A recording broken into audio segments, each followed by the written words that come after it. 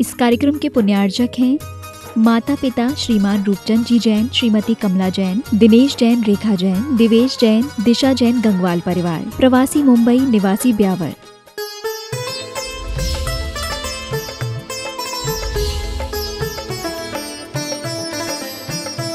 आडंबर से दूर लेकिन दार्शनिकता से भरपूर है ये स्वयंभू स्तोत्र। लौकिकता से दूर लेकिन आध्यात्मिकता से भरपूर है ये स्वयंभू स्तोत्र। जैन धर्म और दर्शन का नूर है ये स्वयंभू स्तोत्र और 24 तीर्थंकरों के स्तुति के लिए मशहूर है ये स्वयंभू स्तोत्र। इस स्वयंभू स्तोत्र के माध्यम से हम उन 24 तीर्थंकरों की वंदना करके अपने आप को वंदन बनाने योग्य कर रहे हैं। ठीक है ना, जिनका वंदन करते करते खुद ही जो है पूजन के योग्य हो जाए।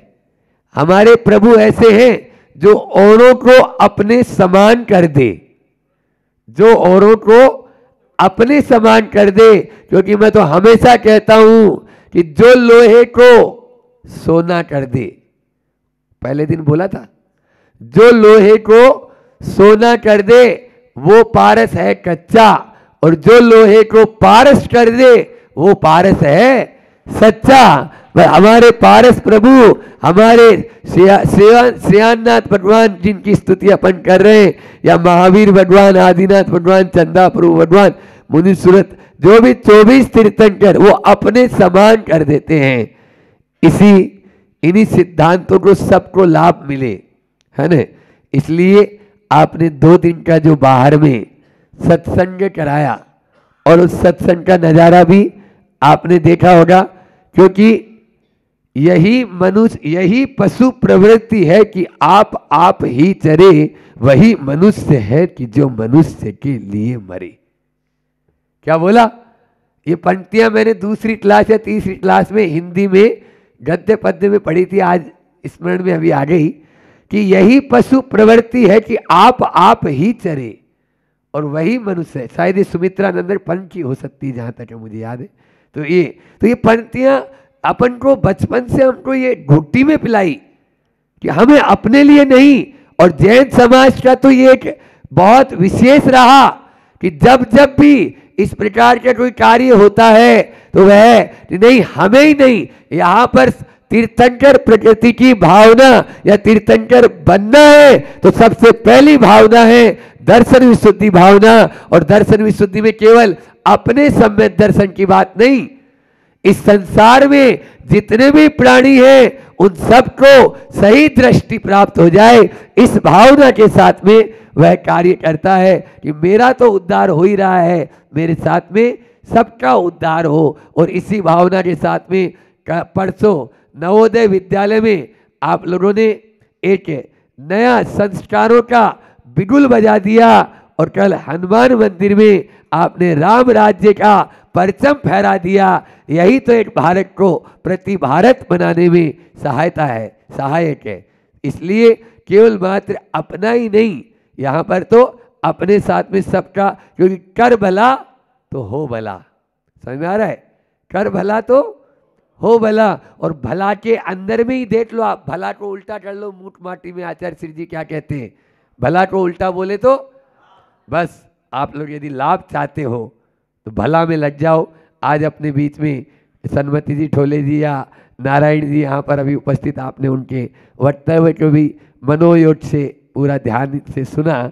ये बहुत अच्छी बात कि बिना दवा के किस प्रकार से हम अपने आप को स्वस्थ रख सकते हैं, ये सब उसी में लगे हैं। एक ही बात है कि जो हमारे आचार्य श्री जी का जो फंडा है, आचार्य श्री जी का जो मोटो है, आचार्य श्री जी का जो उद्देश्य है, उस उद्देश्य की पूर्ति, क्योंकि गुरु जी की अपनी एक उम्र भी है और उन्होंने हमको केवल संकेत कर दिया, चलना हमको पड़ेगा, मार्ग बता दिया, मंजिल पर पहुंचना है तो इसी मार्ग से पहुंचा जा सकता है। आप लोग और हम सब लोग मिलकर उनके उस मिशन को पूरा करें और उस मिशन को पूरा करने के लिए दृढ़ संकल्प कटिबद्ध हो जाए, वो इस तभी हो पाएंगे जब उन्होंने जो चाहा है कि भारत को किस प्रकार से हम प्रतिभारत बना सकते हैं, आचार्य समंतभद्र स्वामी की इन श्लोकों के माध्यम से भी हम वही कार्य कर रहे हैं कि अपनी दृष्टि को बदलना बहुत जरूरी है। विगत जो अपन ने श्लोक देखा था श्रेयोनाथ भगवान का, उसमें अपन ने जाना था कि आपकी प्रायोरिटी क्या है। समझ में आ रहा है? प्रायोरिटी और सेकेंडरी। मैंने कहा था आप प्राथमिकता किसको देते हैं। यहाँ पर अभी बैठे हुए आप लोग सब हैं कन्नड़ वाले, या और जो बाहर के हमारे प्रमोद जी वगैरह, अध्यक्ष जी सब, तो आप लोग निठल्ले तो नहीं है ना, काम तो सबका है। लेकिन अभी आपके कन्नड़ में 2 मुनिराज यहाँ पर आए हुए हैं, अभी हमें सब काम को विराम दे देना है और ठीक 8:30 से 9:30 हमको महाराज जी को सुनना है। ये क्या हो गया आपका प्रायोरिटी, और बाकी काम क्या हो गए सेकेंडरी। वो गौण है, मुख्य क्या हो गया हमारा अभी मंदिर चलना है और वहां चल के प्रवचन सुनना है, उनकी देशना का लाभ लेना है। तो ये अपने सारे कार्य, किसी को संभाजी नगर भी जाना होगा तो नहीं भैया 1 घंटा लेट चले जाएंगे, पहले इस काम को नहीं छोड़ेंगे। ये होता है। इसी के साथ में अर्जेंट और इम्पोर्टेंट की बात करते हुए मैंने कहा था आपको कि अर्जेंट के चक्कर में इम्पोर्टेंट को मत भूलो। समझ में आ रहा है? जो हमारा मुख्य है उस मुख्य और गौण व्यवस्था के माध्यम से ही पूरा व्यवहार चल रहा है। यदि उसको हम नेग्लेक्ट कर देंगे, नज़रअंदाज कर देंगे, तो हम कहीं के नहीं रहेंगे। आज आपको यहाँ पर इस अगले श्लोक में आचार्य समंतभद्र स्वामी बताते हैं कि सिचुएशन जो है वही है, आपको इमोशन चेंज करना है। क्या बोला? सिचुएशन वही है लेकिन इमोशन चेंज करना है। यदि आपने अपने भावों को बदल दिया तो आपके परिणाम या भाव बदलते ही कर्म के बंध से हम छुटकारा पा सकते हैं। पहले श्लोक देते हैं, उसके बाद में अर्थ, और फिर उसके बाद में छिपे हुए उसके रहस्य को भी आपको उद्घाटित करेंगे। चौथा श्लोक है श्रेयांसनाथ भगवान का। दृष्टांत सिद्धा उभयोर विवादे साध्यम प्रसिद्धेन न तथादगस्ति यत् सर्वेथेकांत नियामि दृष्टम त्वदीय दृष्टिर विभवत से। बहुत सुंदर उदाहरण हमें धारण करने की प्रेरणा दे रहा है। हमारी एक पुस्तक है, उसका नाम ही है धारण करें उदाहरण। पुस्तक का नाम क्या है? धारण। भगवती आराधना के जो उदाहरण हैं वो बेजोड़ उदाहरण। अभी हम लोग जब मूलाचार पढ़ रहे थे ऊपर, उसमें भी भगवती आराधना का, क्योंकि अभी संलेखना का इसका आहारचर्या का जो प्रकरण चल रहा है वो बेजोड़ प्रकरण है, और उसमें भगवती आराधना में जो उदाहरण दिए हैं वो सानी नहीं उनकी। तो हमने क्या किया, उन उदाहरणों को अलग कलेक्शन किया और ओ उदाहरणों को जो है उस पुस्तक में लिख के उसका किया धारण करें उदाहरण। उसमें आचार्य श्री जी के बहुत सारे उदाहरण, क्योंकि आचार्य श्री जी हर बात को उदाहरण के माध्यम से समझाते हैं। क्यों समझाते हैं ये आपको समझ में आ जाएगा इस श्लोक के माध्यम से कि दृष्टांत जो है उसकी उपयोगिता क्या है, उदाहरण की उपयोगिता क्या। तो यहाँ पर बोल रहे हैं उभयो, उभयो यानी दोनों। दोनों कौन?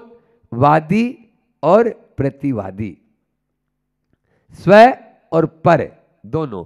उभय विवादे, विवाद में, जो विवाद में फंसे हुए हैं वो दोनों दृष्टांत सिद्धो, उदाहरण की सिद्धि होने पर साध्यम, साध्य प्रसिद्धित, अच्छी तरह से सिद्ध हो जाता है। यानी उदाहरण से कोई भी साध्य, साध्य की सिद्धि हो गई। साधन है ना, साधन जो है वो साध्य की सिद्धि में कारण है।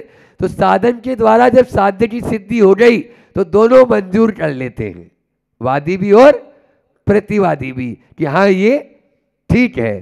तो तू परंतु तादृक न दृष्टमस्ति, वैसी दृष्टांत भूत कोई वस्तु दृष्टि गोचर नहीं होती है।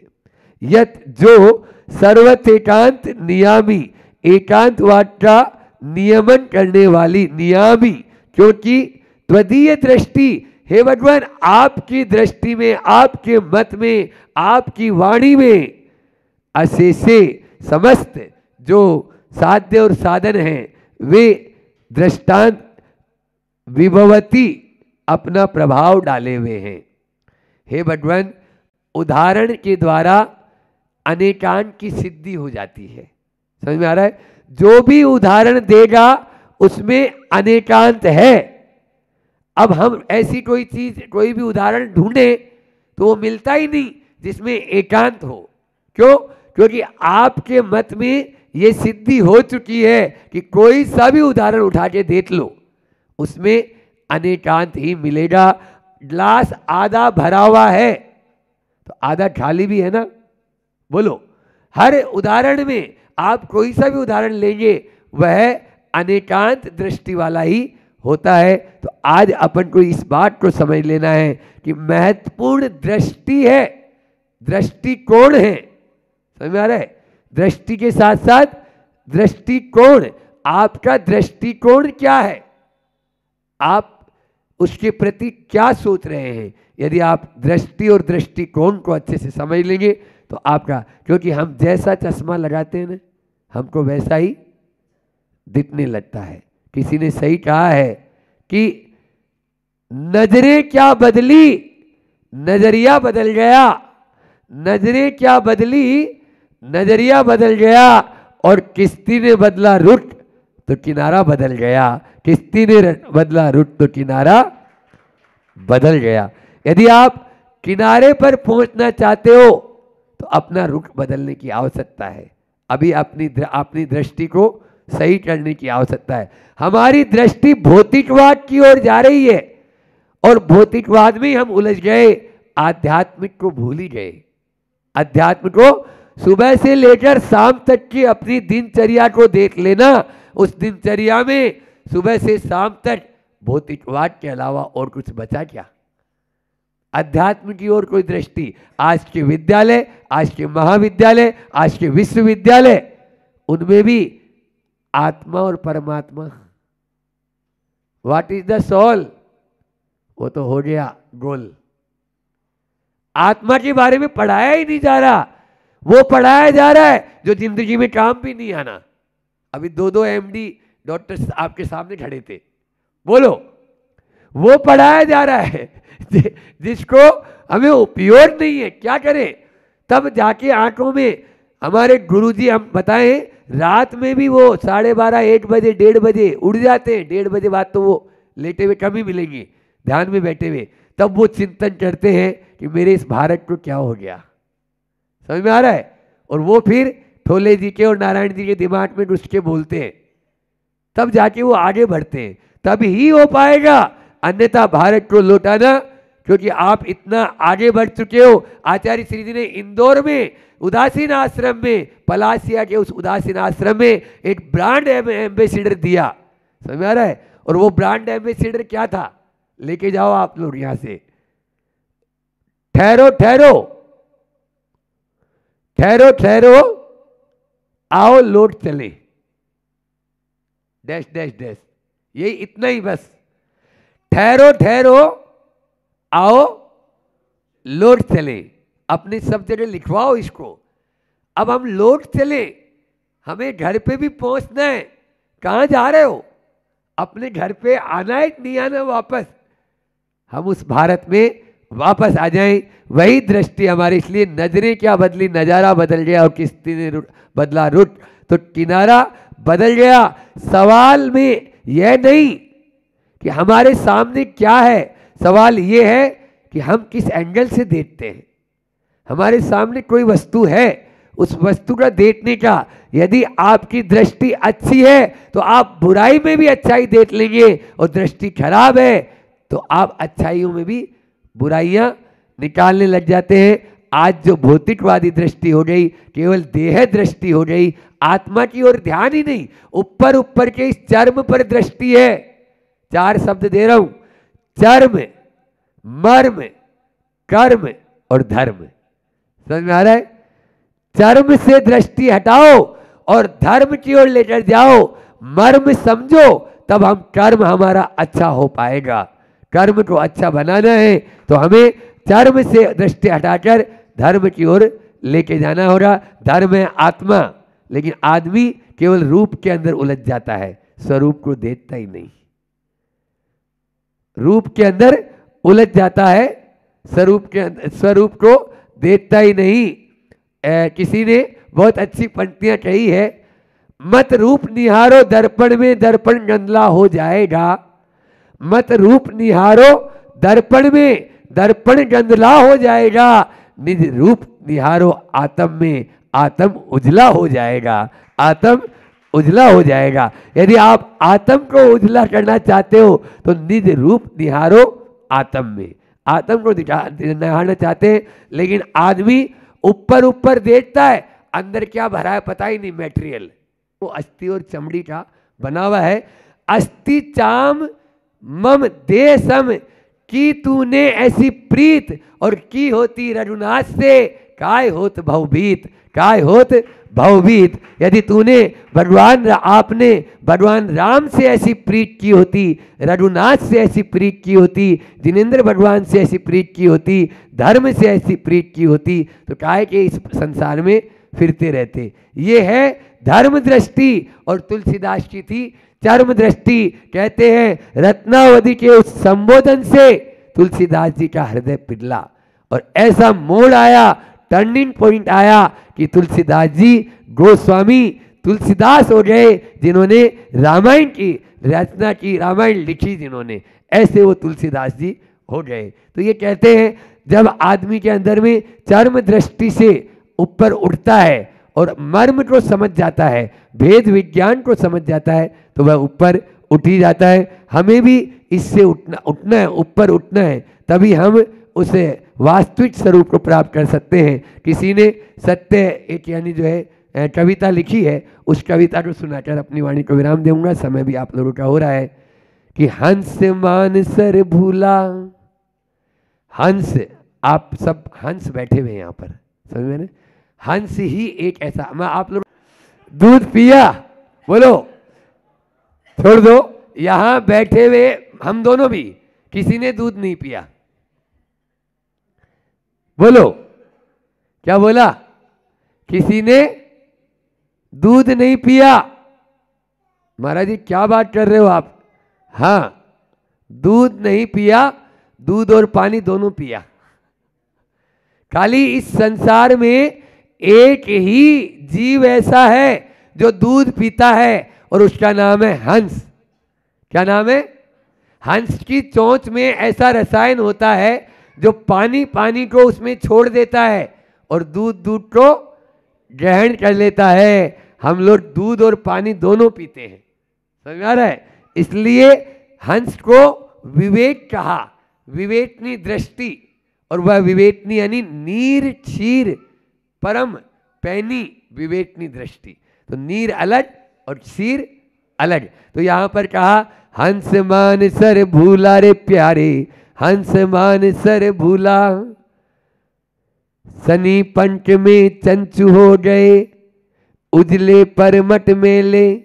कंकर चुगने लगा वही जो मुट्टा चुगता पहले। अब कंकर चुगने में लग गए, प्लास्टिक के ठीकरों में खाने लग गए।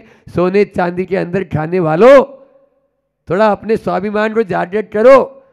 आप लोग सोने और चांदी के बर्तनों में खाते थे, अब प्लास्टिक के बर्तनों में आपका भोजन आ गया, प्लास्टिक के डब्बों में सारा सामान आ गया, जो कैंसर का प्रबल कारण बन रहा है। तो यहाँ आ गया कि कंकर चुगने लगा वही जो मुट्टा चुगता पहले। क्षर में ऐसा क्या सम्मोहन, क्षर में ऐसा, क्षर यानी जो विनश होने वाला है, क्षर में ऐसा क्या सम्मोहन जो तू अक्षर भूला, हंस मान सर भूला। कमल नाल के बिछुड़े, कांस के सूखे तिनके जोड़े। अवगुंठित कलियों के धोखे, कुंठित सूल बटोरे। पर में ऐसा क्या आकर्षण, पर में ऐसा क्या आकर्षण जो परमेश्वर भूला। हंस मान सर भूला रे बंदे, हंस मान सर भूला। अंतिम में बहुत अच्छी बातें यहाँ कह रहे हैं, नीर क्षीर की दिव्य दृष्टि में अंधवासना जागी। नीर क्षीर की दिव्य दृष्टि में अंधवासना जागी। गति का परम प्रतीक बन गया जड़ता का अनुरागी। क्षण में अर्पित हुआ साधना का मन मंत्र भूला। हंस मान सर भूला रे बंदे। हंस ने अपने ही उस मान सरोवर को भुला डाला है, बस आपको भुलाने की जरूरत नहीं। आचार्य भगवान कहते हैं, धर्म दमन चर्म चक्षु का हो, नमन ज्ञान चक्षु का। दमन चर्म चक्षु का हो और नमन ज्ञान चक्षु को, यानी ज्ञान चक्षु को नमन करेंगे, अपने भीतर ज्ञान लाएंगे, तभी हम वो तब हो पाएगा जब चर्म चक्षु को दमन कर देंगे। ऊपर की चमड़ी के ऊपर मत उलझो, अंदर के भीतर के उस आत्म तत्व को देखो, तभी हम उस परम धाम को प्राप्त कर सकते हैं, परम धर्म को प्राप्त कर सकते हैं। प्राप्त करें, इसी भावना के साथ में मैं अपनी वाणी को विराम देता हूं, क्योंकि समय भी आप लोगों का पूर्ण हो गया है। बोली अहिंसा परमो धर्म की। भगवान बनना है, भगवान के बाजू में बैठना है, वो तीर्थंकर बनने की कला को आत्मसात करना है, वो तीर्थंकर बनने की हैसियत को अपने आप में लेके आना, उसकी चर्चा चल रही है। और उस विषय पर अपन ने बात प्रारंभ करी। तीर्थंकर बनना है तो हिंसा का तांडव हटाना होगा। तीर्थंकर बनना है तो झूठ का वमन करना होगा। तीर्थंकर बनना है तो चोरी का दामन छोड़ना होगा। तीर्थंकर बनना है तो कुशिल का जाल तोड़ना होगा। तीर्थंकर बनना है तो परिग्रह का आग्रह छोड़ना होगा। तीर्थंकर बनना है तो जीवन को निर्दोष बनाना होगा। तीर्थंकर बनना है तो सप्तशील की ओर मुड़ना होगा। और तीर्थंकर बनना है तो अष्ट प्रवचन मातृकाओं की ओर झुकना होगा। इस पर अपनी चर्चा चल रही है और असत्य की बात चल रही है, झूठ की बात चल रही है कि तीर्थंकर बनना है तो झूठ का वमन करना होगा। और कल आपसे तीसरे बिंदु अहितकर वचन प्रयोग की बात करी थी कि असत्य का उच्चारण ना करना मात्र यही भगवान की आज्ञा नहीं है, अपितु वो जो वचन आप बोल रहे हो अगर वो हितकारी नहीं है स्व के लिए और पर के लिए, अहितकारी है, तो वो भी असत्य की ही श्रेणी में आते हैं। और फिर उसके बाद आपसे उसकी चर्चा करी थी हमने कि बहुत अच्छी बात बताई थी कि बात सच्ची हो, बात सच्ची हो पर अच्छी नहीं और उपयोगी नहीं है तो नहीं सुनना। भले बात सच्ची हो पर हमारे काम की नहीं है, उपयोगी नहीं और अच्छी नहीं, तो हमें नहीं सुनना है। और किसी के जीवन की कुछ ऐसी अप्रशस्त बातों को अगर हम उजागर कर देते हैं तो उस व्यक्ति का भी अहित करते हैं और स्वयं का भी अहित हम करते ही करते हैं। ये बात निश्चित तौर से हैगी। और उस अहितकर बात ने और एक और बात बोली थी कि इस जगत में दूसरों को सुनाने वाले लोग बहुत सारे हैं, सत्य बहुत सारे हैं और उसमें सत्य सुनाने वाले लोग थोड़े हैं। और बोले सत्य के बाद हितकारी और सत्य सुनाने वाले लोग उससे भी थोड़े हैं।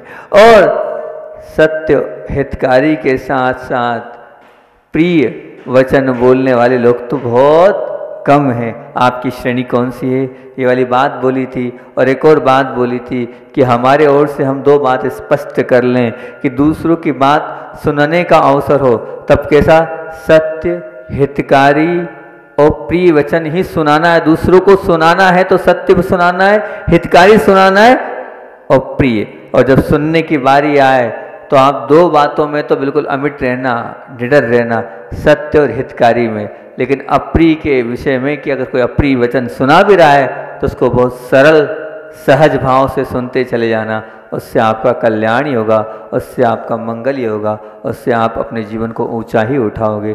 अपनी ये बात चल रही थी। और चौथा जो बिंदु है अधिक वचन प्रयोग। आप ये समझते हैं मैं बोल रहा हूँ और सत्य भी बोल रहा हूँ। वो सत्य भी अगर आप बोल रहे हो और अधिक बोल रहे हो तो झूठ की श्रेणी में आता है। कैसी बात कर दी महाराज, बिल्कुल सत्य कह रहा हूँ आपके उसने।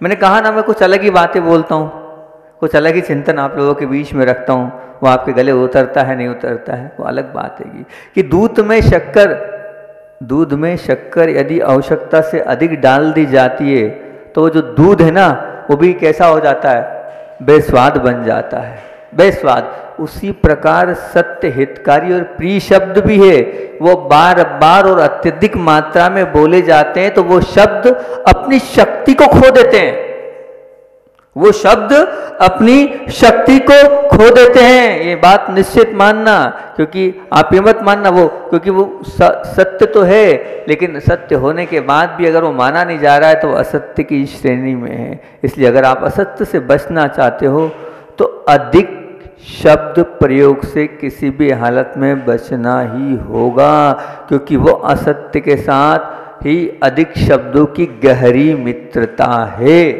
ईमान के चलना, अपने आप को प्रभावक बनाना चाहते हो तो गुरुदेव से सीखो। आप गुरुदेव बहुत कम शब्दों में और बहुत कुछ बात बोल देते, देखते हैं अनुकूलता से, देख लो, समझ लो। अब इसमें बहुत सारी टीका टिप्पणी हो जाती है। ऐसे शब्द हमारे जीवन का अंग बनना चाहिए, वो शब्द हमारी वचन प्रणाली को बहुत सशक्त बनाएंगे, उन शब्दों से बहुत ज़्यादा हमारे जीवन में क्रांति आएगी। लेकिन सत्य होने के बाद भी बार बार रिपीटेशन, बार बार रिपीटेशन, सामने वाला नहीं मानता महाराज जी, क्या करें, नहीं मानता, कोई बात नहीं। लेकिन आप आचार्य श्री जी देखना, आप आचार्य श्री जी को, वो बोलते नहीं है, वो करके दिखाते हैं। वो बोलते नहीं है, वो क्या करते हैं, करके दिखाते हैं। तब वो जो बोला हुआ है ना वो अपने आप क्योंकि बोल दिया और नहीं स्वीकार किया तो मेरा वचन झूठा हो जाएगा, ऐसा आचार्य श्री जी का कहना है। मेरे वचन की भी तो कोई कीमत है, मैं आज्ञा और आदेश नहीं दूंगा। मैंने एक बार और सुनाया था मेरे जीवन का कि गुरुदेव कैसे बोलते हैं, वो अपनी चर्या से बोल कर दिखाते हैं। किस प्रकार से बोल कर दिखाते हैं कि जब हम लोग काफ़ी लंबे समय आचार्य भगवान के पास रात्रि विश्राम करने का पुण्य योग रहा, 10-12 साल लगातार गुरुदेव के चरणों में रात्रि विश्राम करते थे। और रात्रि विश्राम करते थे तो वहाँ की जो व्यवस्थाएं, वो जो महाराज जी अंदर रहते थे वही देखते थे। तो आचार्य श्री जी तो ना खिड़की बंद करते हैं ना दरवाज़ा लगाते हैं, वो तो शाम को चढ़ गए, उसके बाद कोई कुछ नहीं, लगा दो ठीक, नहीं लगाओ ठीक, हवा आ रही तो आए, नहीं आ रही तो नहीं आए।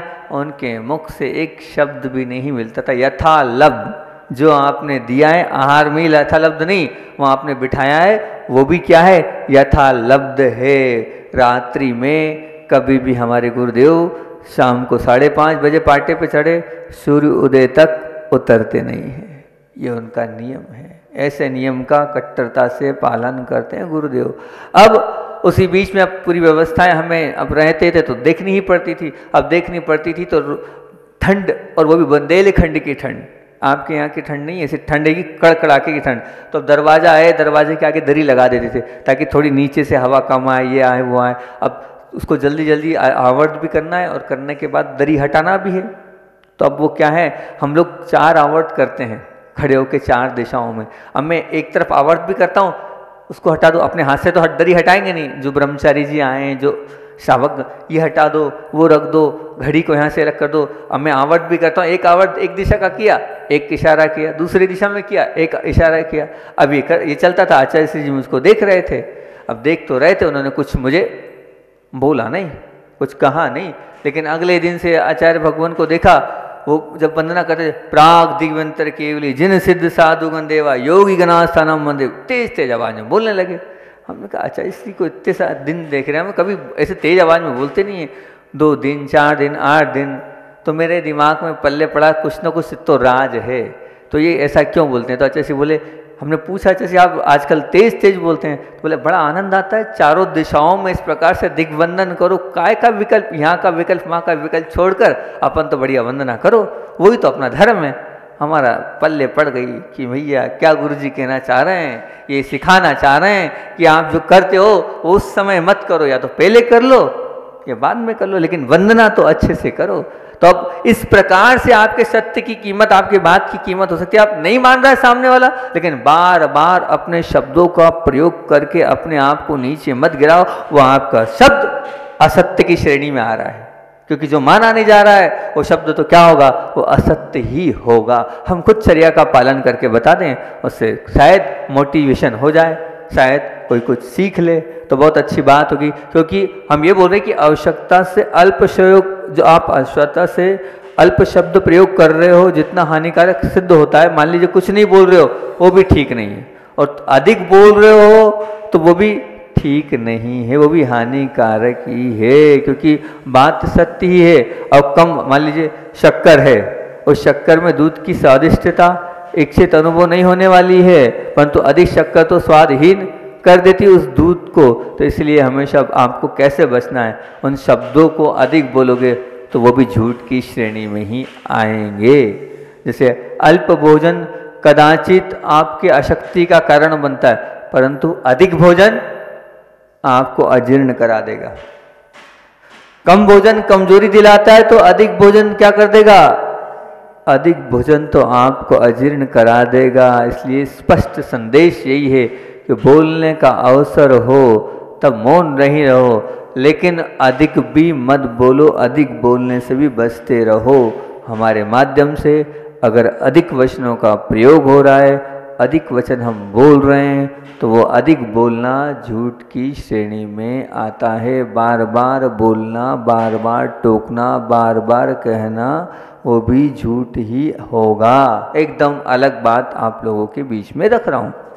आप लोग तो बस झूठ को वही झूठ मानते हो, लेकिन जहाँ आपके वचनों की प्रामाणिकता समाप्त हो जाती है, जहाँ आपके वचनों को माना नहीं जाता है, वो भी वचन तो झूठे ही हो गए ना। यहाँ तक आपकी सोच शायद नहीं जा रही होगी, शायद आज वहाँ तक नहीं पहुँच पा रहे हैं, लेकिन मैं वहाँ तक पहुँच रहा हूँ कि मेरे वचनों की कोई कीमत नहीं है, तो मेरे वचन तो फालतू चले गए, कोई काम के नहीं रहे ना, तो मैं क्यों बोलूँ, काय के लिए बोलूँ।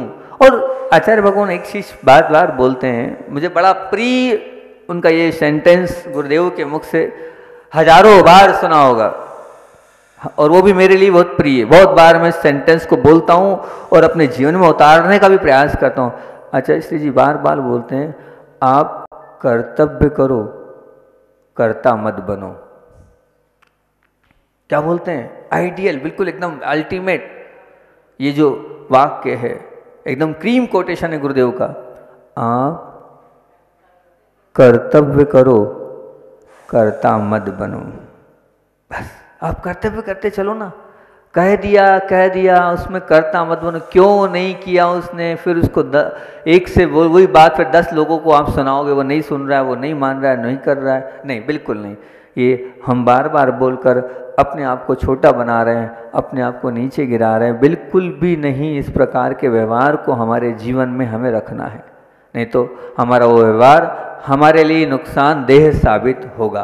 तो अब आप आज का इस प्रवचन सुनने के बाद इतना तो कम से कम आप धारणा बना लें कि हम बार बार नहीं कहेंगे, सामने वाले पर छोड़ देंगे। जो होगा उसका होगा, वो जाने, उसका काम जाने। मैं प्रत्येक जीव को चलाने वाला हूँ नहीं, और प्रत्येक जीव, प्रत्येक आत्मा मेरे हिसाब से चल नहीं सकती है। मैं स्वयं ही जब अपने हिसाब से अपने खुद के वचनों को नहीं निभा पाता हूँ, तो मेरी बात कौन मानेगा। मैं तो खुद ही अपना कल्याण करूँ और अपने आप को, अपने स्वयं से खुद को सुधारूँ, और खुद को, अपने आप को सुधारते हुए अपने जीवन को अच्छा बनाऊँ।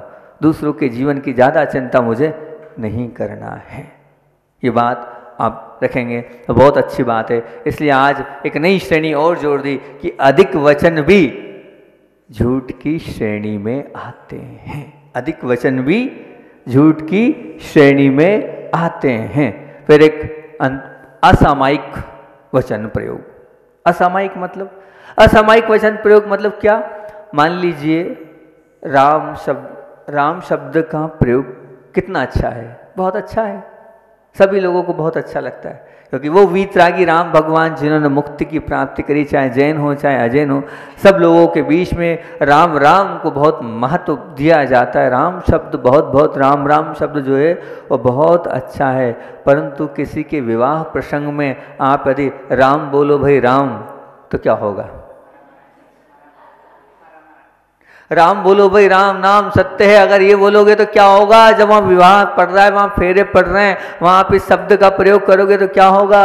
शब्द हितकारी है, शब्द कर्णप्रिय है, शब्द अच्छा है, परंतु वो भले सत्य है, हितकारी है, कर्णप्रिय है, पर आवश्यकता अनुसार ही तो बोलना पड़ेगा। अनुचित समय पर उसका उच्चारण हमें थोड़ी करना है। वहाँ अगर आप उस शब्द का प्रयोग कर रहे हो तो उससे तो हाहाकार मच जाएगी, क्या बोल रहा है तू यहाँ, राम नाम सत्य है, यहाँ थोड़ी बोलना है, यहाँ बिल्कुल नहीं बोलना है। तो ये भी बोल रहे हो, ऐसे शब्दों का प्रयोग भी, असामयिक वचनों का प्रयोग भी अगर आप कर रहे हो तो वो क्या है, वो भी मैं तो मानता हूँ झूठ की श्रेणी में, उसको भी झूठ की श्रेणी में देता हूँ। क्योंकि आप ये मान के चलना कि सुबह जब नाश्ते का समय, नाश्ते का खाने मतलब नाश्ते का नहीं, दोपहर में खाने का समय हो, और खाने के समय में लगभग हम जब घर में रहते थे तो बीड़ी बोलते थे उसको, अचार रोटी खाना। अब अचार रोटी माँ परोस दे दोपहर के खाने में तो आप क्या बोलोगे, खाकरा परोस दे तो क्या बोलोगे आप, ये होगा क्या, दोपहर के भोजन में वो देगी नहीं भैया, वो तो होगा नहीं। अब मान लीजिए सर्दी का मौसम चल रहा है, अब सर्दी के मौसम में पहनने के कपड़े दिए लेकिन गर्मी के मौसम के दे दिए। ये गर्मी का मौसम है और उसमें आपको क्या दे दिया, जर्किन दे दी, चलेगा क्या, समय के अनुकूल वो नहीं है। मान लीजिए वो किसान है और वर्षा होने के पश्चात किसान अगर धरती पर बीजा रोपण करेगा तो क्या होगा, वर्षा तो चली गई है, वर्षा आई नहीं, उसके पहले कर देगा तो बिल्कुल नहीं। मान लीजिए वो प्लेटफॉर्म से ट्रेन चली गई और तब वो पहुंचेगा तो क्या होगा, कोई मतलब वाली बात नहीं है, बिल्कुल आप समझदार है। वो बच्चा जब क्रिकेट खेलता है वो गेंद निकलने के पहले बल्ला घुमाएगा या बाद में घुमाएगा, कोई मतलब नहीं है। इसी प्रकार से मृत्यु होने के पूर्व ही स्वजन उसके अर्थी तैयार कर लें। अभी मरा ही नहीं है, अस्पताल में भर्ती है, अभी तो इलाज चल रहा है और इधर अर्थी तैयार हो जाए तो क्या होगा बताओ। अभी चुनाव का माहौल चल रहा है, आज सुना है मध्य प्रदेश, राजस्थान और बच्चे लोग चर्चा कर रहे थे, सब जगह का गणना चल रही है। अब कोई विजेता है और विजेता भी घोषणा ही नहीं हुई और पहले अगर विजय जुलूस निकाल ले क्या होगा बताओ, तो विजय यात्रा निकाल ले तो क्या होगा। मतलब अब समझो, मैं ये इतने उदाहरण इसलिए दे रहा हूँ कि स्पष्ट से ये समझ में आ रहा है कि सत्य बोलिए, हितकारी और कर्णप्रिय बोलिए, पर परिमित शब्द बोलिए, परंतु उसमें भी ना समय से पहले बोलिए और ना समय बीत जाने के बाद बोलिए। अगर समय बीत जाएगा तो कोई मतलब नहीं निकला। उचित समय पर बोलने के शब्द को ही आप मानना वो सत्य की श्रेणी में आता है।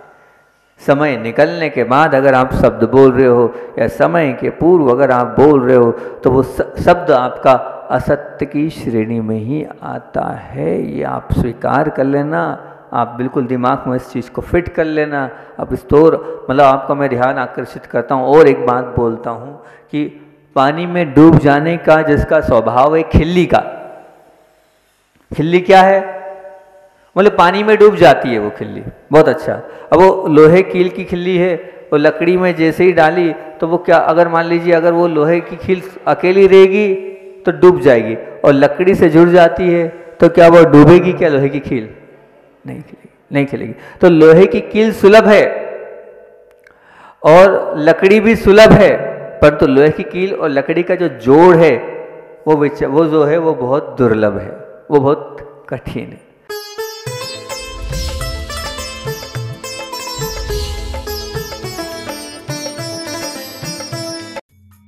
इस कार्यक्रम के पुण्यार्चक थे माता पिता श्रीमान रूपचंद जी जैन, श्रीमती कमला जैन, दिनेश जैन, रेखा जैन, दिवेश जैन, दिशा जैन गंगवाल परिवार, प्रवासी मुंबई, निवासी ब्यावर।